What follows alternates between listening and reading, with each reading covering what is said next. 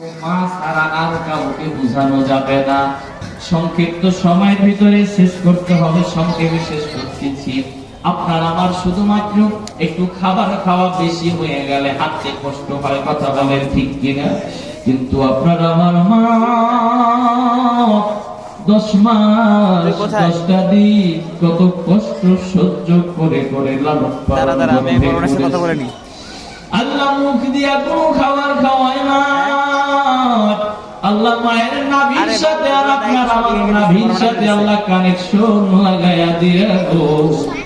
আল্লাহ এত সুন্দর ভাবে মায়ের গর্ভের ভিতরে লালন পালন করেছে। মা খানা খাইতে বসলে খানা খাইতে পারে না, মা ঘুমাইতে গেলে ঘুমের বিছানায় ঘুমাইতে পারে না। যদি জিজ্ঞাসা করা হয় মা গো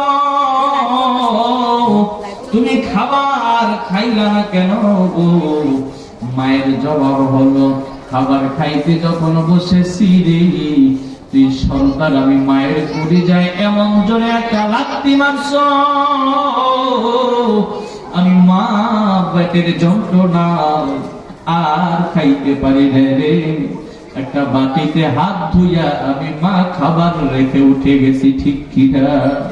মা ঘুমায় রয়েছে এমন জোরে লাথি মারছি, মায়ের গর্ভের ভিতরে মা ঘুম থেকে উঠিয়া গেছে, মা ঘুমাইতে পারে না। এত কষ্ট সহ্য করে করে গো সন্তানকে মা দুনিয়ায় ভূমিষ্ঠ করে, সেই সন্তান বড় হইয়া মায়ের খবর নেয় না, ঠিক কিনা?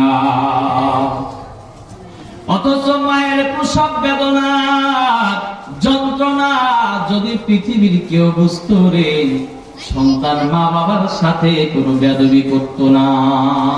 প্রসব বেদনার যন্ত্রণা এত কঠিন, মায়ের মন এটাই বলে গো যে এই সন্তানটা ভূমিষ্ঠ করতে যাইয়া আমি মায়ের জীবনটা মনে হয় আজকের চলে যাবে, ঠিক কিনা? জীবনের মূল কষ্ট মায়ের প্রসব বেদনা, সাতাশ সাত জমিন মায়ের মাথারি উপর। জীবনের মূল কষ্ট মায়ের প্রসব বেদনা, সাতাশ মান সাত জমিন তখন মাথারি উপর। এমন মাকে কে মনে আজি, এমন মাকে কে মনে আজি যাব আমি ভুলিয়া। ও আমার প্রাণের মা, মা গো মা কোথায় গেলে মোরে সারিয়া। জনম দুঃখী ইয়াতিম আমি চাই না কেহ ফিরিয়া।